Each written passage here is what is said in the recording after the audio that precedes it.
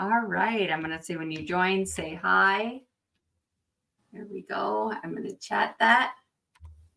We'll let a few people jump on. That 30 seconds isn't always quite enough. So we'll see what's going on here. Oh, I did do it. There it goes. Good. We'll double check. Oh, we're on live. So we're good. Oh, yeah. So let's see. Let's have an error occurred. Wait a moment and try again. Let's make sure that came through.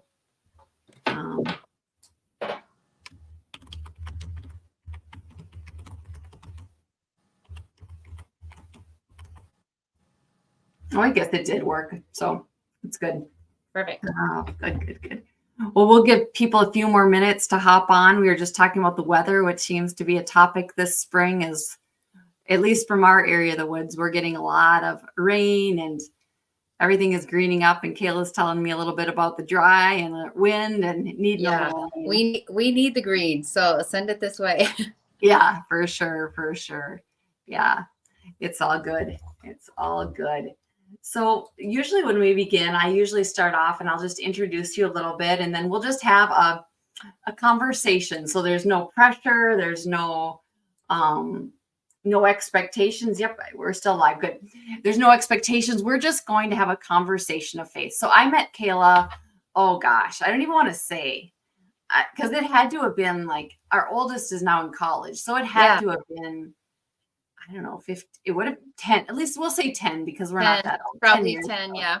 Yeah, 10 years ago. And she was they went to both my boys did, and they went to her goat tying clinics for a number of years and just, we had a wonderful time. And when I noticed about Kayla during that, and for anybody who's had the opportunity to be around her, was just her presence and her presence around people and how she is able to connect, especially I thought with those kids at those goat tying clinics, and really help to encourage them, help to identify what are the areas that they're struggling with and really pinpoint one or two things that they can do and work on to improve. And so she just always struck me as someone who I admired and really looked at as someone who was walking a life of faith and giving of her knowledge and her skills and expertise to all these young people and just making a difference in the world. And so in addition, what we didn't know at the time, we just said, oh, there's a goat tying clinic. Kayla's going to be there. You kind of Google Kayla and you're like, oh, okay, yeah, that's awesome. And having two boys doing goat tying, Kayla is quite accomplished in the rodeo arena. She qualified for the national finals rodeo 3 times, winning it twice. And I remembered some of the stories that you would tell the boys about your finals and about some of the feelings you were having and your mindset. So maybe some of that will come into that. And you also are leading the Ty Tuff Goat Clinics. So I'm just so excited to be able to have this conversation with Faith with you today and just talk a little bit about God and where that faith comes from. Yes, thank you. It's so good to reconnect with you with this. I know, like you said, it's been a few years. So it's fun to kind of follow your boys as they've gotten older and graduated from goat tying onto high school events and their other things. So it's always fun to follow the kids and see where they go and kind of keep track of them that way. So thank you so much for inviting me on today. Yes, of course. So let's start off. Tell me a little bit about, where did your faith start as a young person? Started very young. I grew up northwest of Buffalo, South Dakota, about 25 miles. And we are fortunate enough to have a country church, which is just near and dear to my heart. So many memories growing up there, and it actually moved from the original spot of Ladner, which was a very small, town with like a bar and a post office before my time. And then there was a very small church there, but they were outgrowing it. And so they moved and built a new one about 3 or 4 miles down the road. So it started very young. I was baptized there, confirmed, First Communion, all those things. Lutheran, that's what our church is. A big playground outside, in the middle of the prairie, like something you would see out of like Little House on the Prairie, pretty much. And that just really formed a really close, tight-knit community. I knew I always wanted to come back here if it was possible to live and raise my kids and have a family here.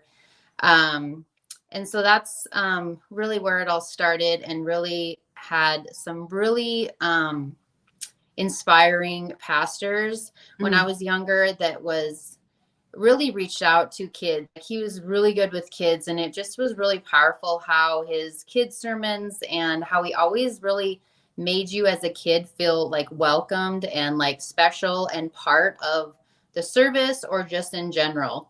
And he actually sometimes comes back to the area once in a while, and it's so fun to always catch up with him. But that was a really powerful memory I have of like wanting to go to church. Like he made it really fun as a kid to want to go and learn about Jesus and God. And we had Sunday school, we had vacation Bible school. So our church was very involved with the youth and, you know, incorporating those things and teaching and learning helping kids to learn. And so that's really where it all started and really gave me the roots that I have and the roots that I wanted to come back to from my own kids. So full circle, we now live probably 15 miles from that same church. And now my kids go there and we do Sunday school, we do Bible school, and I'm very involved with the church part of it now too. So that's so interesting as you say that. Is not everyone was fortunate enough, obviously, to be able to be a part of a church community or even a church community where what I think you felt is you felt included as a young person. And I felt safe. Like you didn't feel like you were, you know, if I misbehave in church or if I do that, it was really an inclusive environment. You were included in, you were brought in, you were shared in, you didn't have any reservations with having a connection with your pastor. That's so beautiful and so wonderful. A way to be raised and a way to appreciate that.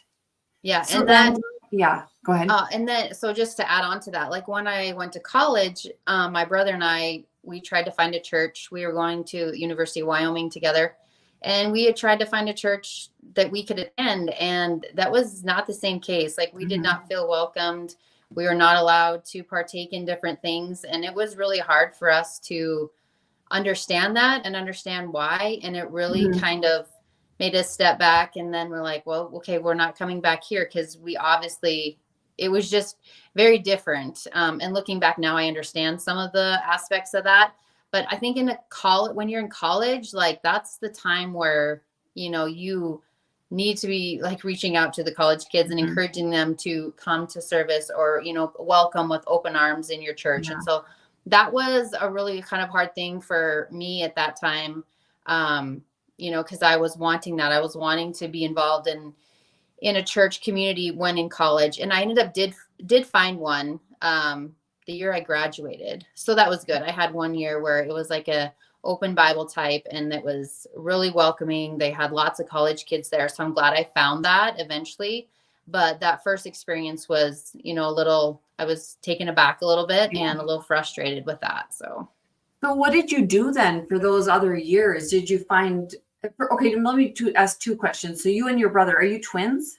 No, he's a couple years younger than me. So I had gone to Sheridan, Wyoming college first. I transferred, and then he came in as a freshman. So that's so awesome to get to go together. That is so nice. Yeah. Okay. So then what did you do? You were there and it was like, I don't know where to go. I don't have a place, a church community. What did you all do then? I just kind of lost. Like we really didn't do much. I did some stuff on my own, like little devotionals, or if there was a couple online, like ones that you could listen to that I did once in a while. And in the spring and the fall, you know, we were rodeoing. So I'd go to Cowboy Church on, you know, when we were rodeoing, which was great. I love that. But we didn't really do much. Like I just kind of felt scared, or you know, didn't know where to start, didn't know where to go, didn't know who to talk to, and so we just didn't go for a while. I just sought out other avenues, you know, to stay connected. So it was kind of a lost feeling for a while.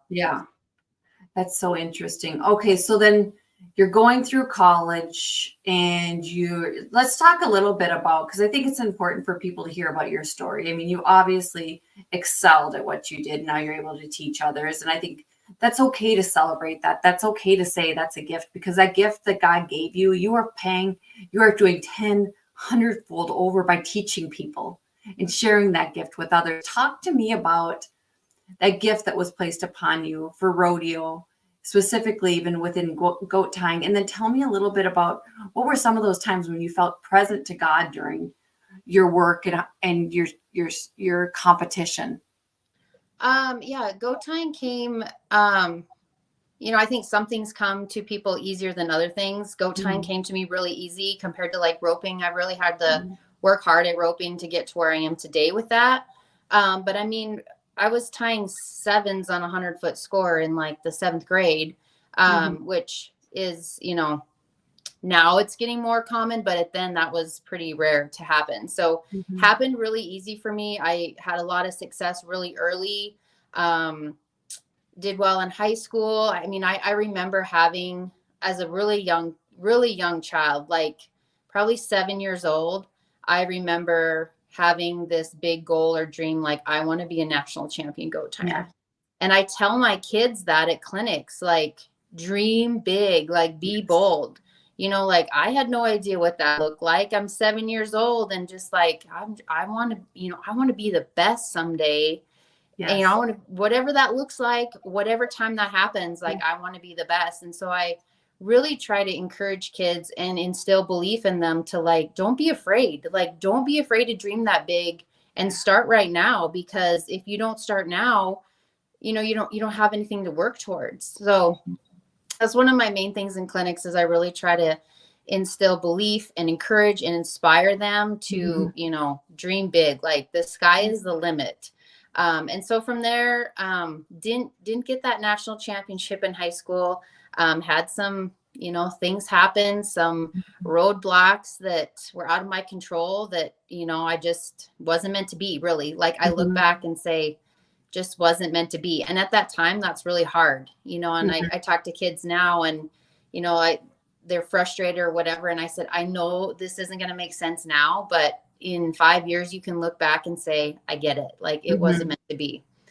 And so on to college. I had a really rough freshman year. I had trouble adjusting to college. I'm the oldest. So as the first one to go, I didn't really know what to expect. I was kind of a homebody. So it was really stepping outside, my comfort zone of being away and stuff. And just had trouble transitioning to being on my own. I wasn't mentally in the right spot when I was competing. Just a struggle of a year. And so I learned a lot. I growed a lot. I really was able to take a look at the season and say, okay, what do we need to fix? What do we need to do? We need to get, back on track for next year. And I was home maybe a month for summer after my freshman year of college. And the second amateur rodeo of the summer, I tore my first knee. While I was goat tying, and it was really bad. I thought I could rope and I went to get on my horse and my leg just like totally gave out. So I knew something was wrong. And that was really devastating. I had reconstructive surgery of my ACL. My meniscus was really torn badly. So I had to have that repaired, which required non-weight bearing for 6 weeks. So my rodeo season that year was completely out. And I took the whole year off to rehab because I didn't want to waste a half a semester if I didn't know if I was going to be 100%. And that's kind of where one of my big kind of faith stories comes in is I thought my goals and dreams were done. I mean, I was depressed. I was, very sad. I like all this hard work I put in and now I'm done. And so it was a really tough time. My surgery was in July. And so I went back to college and found a therapist, and it was horrible. Like the therapy, I mean, it was rough. I started tying goats again that spring once I was cleared from my doctor. And I can look back now and I understand why that happened to me. And I needed to be able to work harder, if that makes sense. Like the goat tying had happened so quickly and easily for me. Like I still worked hard. I practiced, I put in the time, but I think God was like, for a couple reasons, like, I want you to struggle a little bit here so that when you do win 2 national titles back to back, it's that much sweeter. And like, you understand the struggles and the hard things you had to go through. Mm-hmm. And I want you to be able to actually relate with kids that have these injuries. Mm-hmm. Like, you can say, like, I do know what it's like to tear your ACL, but it's not the end. Like, Mm-hmm. you can come back from this. You can recover. It will be hard. And I've had a lot of conversations with kids, which I feel very blessed to be able to do, that I can, help them. And because it's a rough time, you think you're done, you can't maybe play other sports. Mm-hmm. And, just for them to have that connection with me through clinics, and then that trust built in to say, like, okay, Kayla could do it. Maybe I can still do it. So I really, truly believe, like, that those are the reasons that happened. So, came back and, finished my college career. I missed the short go my sophomore year. My horse just barely clipped the stake to make the short round. So didn't make it there, but then came back and won it the next 2 years back to back. So, that little dream as a 7-year-old, came true, and was able to look back and see all the hills and valleys that I had to go through to get to that point. So, and that, made me into the person that I am today, and allows me to really be able to connect with kids, on a lot of different levels with that. Yeah, that's so true. And why do you think you're such a good teacher of it? So a lot of times when things come naturally to people, it's like they can't teach it. But for some reason, you're also gifted with the ability to teach. Where do you think that comes from? I always knew I wanted to work with kids. That's why I went to I have a associates in elementary ed from Sheridan. Then I graduated from Laramie with a social science degree or family science degree, which could be childcare services, daycare, preschool, anything like that.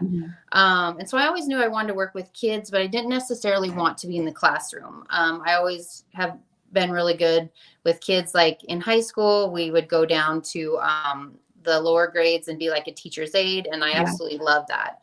And I think doing the clinics with my Aunt Deb, I went with her a lot when I was a kid, just for, a weekend away. But then I would be like tying in there some, and then I'd hang out and hold goats. So I was like helping and tying, but I was like listening and learning without even knowing it, which I think was a big part of it.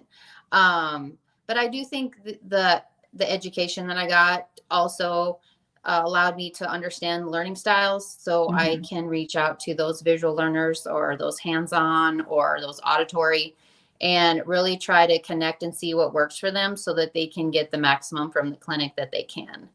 I've always been really good with kids' names. I always have lots of people say, how can you remember 15 kids' names in like the first 5 minutes? And a lot of the kids, half the kids usually I've had at a clinic before. But that has just kind of been a gift. I just really pay attention and like associate the name with something they're wearing. When I have twins at a clinic, that's a little tricky. I've had some identical sets of twins where I've had to be like, okay, wear that same caps tomorrow. So, but I just really think my love of working with kids, my passion of goat tying, since I don't compete anymore, being able to like pass that knowledge on and see others win, just really are a perfect combination for me to just pour into kids and help them, with goat tying, but also hoping that the things that I teach them in goat tying will also filter into other parts of their life, whether it's, believing in yourself, positive attitude, your mindset, things like that. Yeah, I think we still have in a drawer, you had sent them cards after each one. And I was explaining this to someone recently, but it was their names. And then you described, here's really what you were doing well, keep doing that. And here's some pointers for you. And it was just and it wasn't just like 4 sentences. It was substantially writing in something. And then they got that, like, I don't know if it came like the week after in the mail, and it's like, wow. Yeah, I have some girls who have, been to numerous clinics, and they've kept them all together, and they like put them in their rope bag or their rope can and like refer to them, occasionally. So I know a lot of kids look forward to those. Yeah, that's wonderful. So then so you graduated college, and how did the goat tying clinic start then? Like you said, you did them with your aunt? Yeah. So she actually designed the Ty Tuff dummy and started clinics, way back, geez, I was really little. And so from then she was teaching the clinics, and we started kind of team teaching when I was in high school. I started helping a little bit with the beginners and getting them started on the dummies. And then it was right around college, right before I graduated, that I took the clinic part over. And she's still involved, but she does more of the business side and the dummy side. So she comes to maybe a clinic or two a year. And we do them together if we have a really big group, but majority of them I just go and do on my own now. So it was kind of a transfer, that we did it together for a while, and then I kind of took the reins over from there.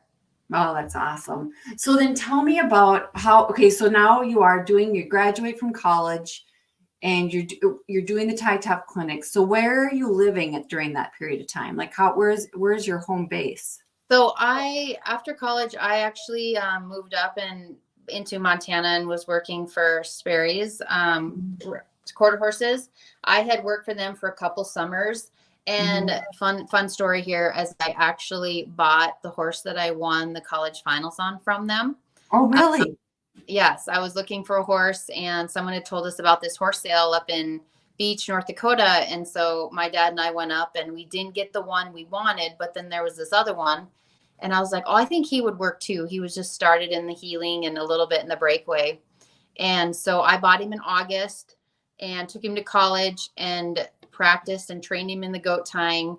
And then we won the CNFR the next summer. So that horse created a really good family friendship with the Sperry's. And so I went and worked for them for a couple summers, riding and training horses. And then they had a neighbor who had a place to live. And I just kind of did some day work for people around there, shipping cattle and fall work and stuff. And then from there, I moved to Dickinson. So that's where I was pretty much before I moved back to the ranch here in South Dakota. Is I was in Dickinson, I think, for probably 2 years, and then was in Bowman for about a year and a half, and then came back to the ranch. So okay, so how in all of this, when did you find time to date someone and actually get married and now have a family? Like, how did that all come about? So I had just bought my house and was moving back to the ranch. And this is actually a funny story, kind of a full circle thing again. I had previously gone back to the college finals for alumni, national champion alumni breakfast. And my sister had actually made it, my younger sister. So I was like, well, I'll go watch her and I'll attend this alumni breakfast and kind of make a weekend of it watching her. And her and I had gone out to this bar and grill for supper, and a couple of her friends who were in the same region as her, who had made the college finals, were like, you guys want to play a game of pool? And it was a couple of guys. And so we're like, yeah, sure. And little did they know that my sister, we grew up on a pool table. Like we had one in our basement, and our dad taught us how to play. And we played quite a bit in college. And so we actually ended up beating them 3 out of 5 games. And one of the players, turns out, is my husband now. So really? Yeah. So what was he doing there? He was in the college finals, so he's younger than me. Oh, so he was in the finals there. And so you didn't know. So how did it all happen after that? Like, how did you guys end up? So he reached out to me after the finals and, wanted to meet up and have a date. And I was like, no, maybe when you get out of college, let me know, but that's just not going to work. Like you in college, me not. Just wasn't the right timing. Yeah. And so then I was, pretty, let's see how many years went by. 2 years went by, and kind of had forgot about him. Yeah. Because he didn't reach out or anything. And I was up in Bismarck, North Dakota at an amateur finals in the breakaway. And I was getting ready to rope, and I was like walking by this one guy who was sitting on a horse, and I'm like, dang, he looks really familiar, but I cannot place him. Yeah. And then later that night, I was like, I think that was Miles. Yeah. And I'm like, well, he's from Nebraska. So I'm like, why is he in North Dakota at this amateur finals? I haven't seen him at a rodeo all summer. And it just really was like this something on my heart. Yeah. And the next day I messaged him. I said, were you in Bismarck, North Dakota last night? And he said, yeah, thanks for saying hi.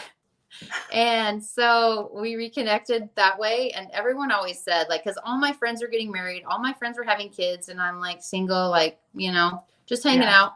And everyone said, it's going to be someone who you already know, who you least expect that you're going to end up marrying. And I was Really? like, so yeah, from there we went on some dates, and yeah, we dated for a year. We were engaged for a year, and then we got married in 2016. He was working up in the oil fields. That's why he was up there when the oil field was really booming. And then he moved here to the ranch, and we had Hazen in 18, and we had Crease in 2020 So two boys. The rest is history. Now you're gonna have 2 little goat tires. Yeah. We got started here last week. They've been going to clinics with me. They take turns now that they're old enough, so they go and they play and hang out. And so they decided it was time that they learned. So we got the dummy in the house, and they've been practicing away. So. Oh, good. So what about faith in your marriage? What does that look like? When you said, okay, I'll marry you, and what was the faith part of it? How important was that for you? Yeah. Miles grew up Lutheran. He's baptized and confirmed in Imperial, Nebraska. That's where he was from. And so both of us being raised similar and continuing that with our family was really important. The pastor at our current church in the country actually married us, but we got married in Bowman because the church was a little bigger. And just for, not a lot of people come to the prairie for a reception, in our small little church. So a little more convenient and stuff. So we were married in the church in Bowman at the Lutheran church. And then just really make it a point to our kids go to Sunday school. I'm actually the education leader for the women's group at our church. And so I'm in charge of Sunday school and Bible school. And I have lots of other great ladies in the community that help out with that too. So, they go to Sunday school. They're both baptized in the same church that I was, which is so special to me. So neat. Yes. And just learning all kinds of things. Like there was this amazing rainbow the other day where we got like 2 drops of rain, but there's this amazing, perfect rainbow. And the boys were so excited. And they're like, Mom, that means that God's never going to flood the earth again. And, little things like that they're picking things up when we, bedtime stories or the Bible books that we read or from Sunday school or wherever. And we have a really amazing pastor right now too, who is really, really good with the kids, and his children's sermons and making the kids feel welcome is really, really awesome too. So it's just really important that we incorporate it, in our family. We say table prayer before we eat. We do bedtime prayers. We talk about how we need rain. So we need to pray to Jesus for rain so that our cows can have grass to eat. And, we thank Jesus for a roof over our head and food to eat and all those basic things, and just being really grateful because some people don't have those things, so we really try to explain to them, how to be thankful for that. Yeah, I love that. And it's just everyday practices that start to establish a pattern. And then out of the blue, when they see a rainbow, they say they reflect what you've been pouring into them. Yeah. That's so beautiful. Yeah. That's so beautiful. What do you think, if you would talk about overall Jesus as a whole, as we start to close out, what would you say are some of the greatest blessings he's put in your life? Family, for sure. I mean, I can't imagine, going through some things in life when there's hard things in life. And I can't imagine having, family that is there and supportive and, you can reach out to and talk to. So yeah, blessed that my parents are both still alive, like some people don't have that. My husband, my ability to have kids, healthy kids. I think the gift of being able to teach and reach out to kids is a huge one. I mean, being able to combine my passion of goat tying now that I'm not able to compete anymore with hoping to, inspire or encourage or help kids through goat tying, but also in other areas of their life is really important to me. And, I do a lot of mental toughness talks and I've been doing this 100 Days of Believing Bigger devotional, and it's been really awesome. And one of the sections in there is actually one of my favorite Bible verses lately. And I talk to kids about this at my clinic, that it comes from Proverbs 18, verse 21. It says, your words are so powerful that they will kill or give life. And Yes. so, like positive self-talk and just really lifting kids up. And, some of the time, I don't know what their home life is if I don't know them very well, or maybe Mhm. what struggles they're having in school or other Mhm. parts of their life. And Mhm. so if I can make their 2 days with me, fun, and I can do this and have a good attitude and believing in themselves, like that's a huge win for me. I mean, that's just as awesome as winning a national title. Mhm. And seeing those kids excel or I had some kids send me some runs this weekend of their Mhm. fastest time at high school rodeos. I had Mhm. some college girls wrap up their season and share their success. And so like keeping track of kids and cheering them on too is Mhm. just as fun or amazing as if I was doing it myself. So definitely that gift of being able to work with kids and do the clinics is huge. Yeah, and it's not just working with kids. You are helping them to build confidence, right, in Yes. themselves and who Yeah. God, like just somehow in your life, confidence was blessed upon you. You had confidence and you went to start to do this goat tying and you saw success in it, that gift that you have, and you're trying to bring that out in all these other kids too, whatever that may be. If it's not goat tying, but help them to Right. recognize who they are as people and Right. how wonderful and special they are. Yeah. Oh, thank you. Yeah, Because what about your mental toughness? I know you do that as well. Do you want to talk a little bit about that when you yeah. speak So about it? I mean, I learned at a young age like how important it was. Like I wasn't really interested in it, but I knew that it was a huge piece of the puzzle. That like, Mhm. okay, I'm doing all the physical thing, but like I've got to be ready up here when I get to the big stage, whether it's qualifying for high school or winning high state or going to nationals or whatever. Like those big stage runs that mean a lot. I had to mentally be ready, and so I had done some stuff in high school. I've always set goals. I'm a big believer in setting goals. I tell the kids I have this little notebook and I started writing my goals in there, I think in like 1997. And I'm Mhm. like still adding to them now. They've Yeah, changed a lot. They're more like parenting, business yeah, type things, some personal rodeo things, but they're very different than they were back then. But it's fun to go back and see everything that you've accomplished, and yeah. so some kids I'm like, you may not have won your big goal, but like, let's look at all the little things you did achieve. Like, there's Yeah. lots of success here. I know you didn't maybe get the big one, but we can try for that next year. Yeah. Um, and so I know that it's a really important piece, especially after my injury. And Mhm. because that happened during goat tying, it became really hard for me to come back to that. Mhm. I had a lot of fear of it Mhm. happening again. I Mhm. had a lot of mental block. Like I couldn't even picture my run after it happened. Mhm. And so I actually did work with a sports psychologist for a while to get through those mental blocks Mhm. and that Mhm. fear to get back to where I was. And that was a huge turning point to me to understand like the mental part, whether it's an injury or whether it's handling anxiety or nerves or, Mhm. whatever it is a huge piece. And I really, really started stressing that in my clinics.